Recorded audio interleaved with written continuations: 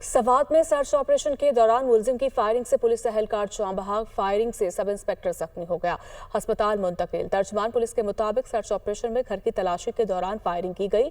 वाक़े के बाद मुलजिम फरार, गिरफ्तारी के लिए छापे जारी हैं। इसी पर मजीद बात कर लेते हैं। सलीम अतर हमारे साथ मौजूद है। सलीम, बताइएगा ये क्या वाक़या पेश आया है?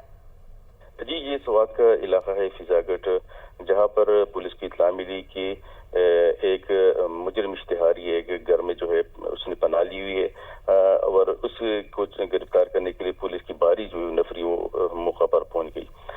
पुलिस ने जैसे ही मुलजिम को गिरफ्तार करने की कोशिश की तो मुलजिम ने पुलिस पार्टी पर जो है फायरिंग शुरू की, जिसमें एक पुलिस एहलकार नियाज जो है वो जा बहक, जबकि जो दूसरा सब इंस्पेक्टर है वो जख्मी हुआ।